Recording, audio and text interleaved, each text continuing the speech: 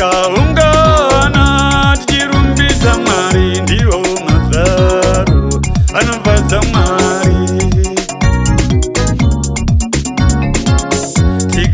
Tikaungana tichirumbidza Mwari ndiwo mafaro anofadza Mwari. Varume mafaro anofadza Mwari ndiwo mafaro anofadza Mwari ndiwo mafaro anofadza Mwari.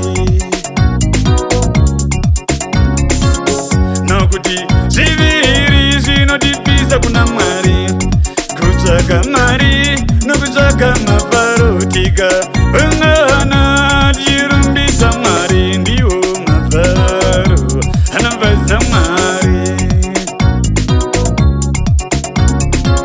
Ndati zviviri zvinotitadza kunamata, kutsvaka Mwari nokutsvaka mafaro. Tikaungana tichirumbidza Mwari ndiwo mafaro anofadza Mwari. Varume mafaro anofadza Mwari ndiwo mafaro anofadza Mwari. Aya ndiwo mafaro anofadza Mwari. Kana uchidya Mwari nemhuri yako ndiwo mafaro anofadza Mwari. Kana uchidya Mwari nemukadzi nevana ndiwo mafaro anofadza Mwari. Sazofanana nemwana mubarasi akatiza musha awana mari, akaenda kunyika iri kure kure, akandodya Mwari navatorwa. Mari yapera vakamutiza, Mari yapera vakamusema, akatambura achidya nenguruve, akatambura achidya nenguruve. Akati zviri nani ndidzoke kuna baba, ndoti baba, baba ndakatadza. Baba vachimuona vakafara, vakadaidza hama neshamwari, vakabaya mombe yakakora.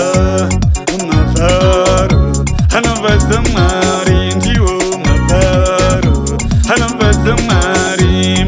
Vachikosha vachipemberera, vachidya Mwari vari pamwe.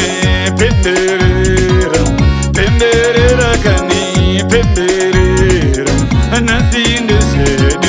Pemberera, pemberera kani pemberera, mwana adzoka.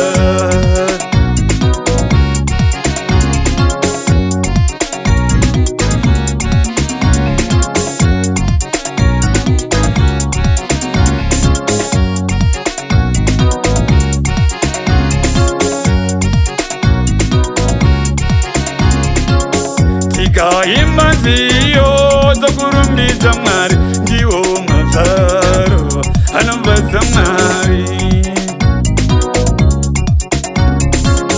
Tikaimba nziyo dzokurumbidza Mwari ndiwo mafaro anofadza Mwari. Varume mafaro anofadza Mwari. Varume ngamangairire, vanhu ngavafare ndiwo mafaro anofadza Mwari. Varume ngamangairire, vanhu ngavafare ndiwo mafaro anofadza Mwari. Pemberera, pemberera kani pemberera, nhasi ndezvedu.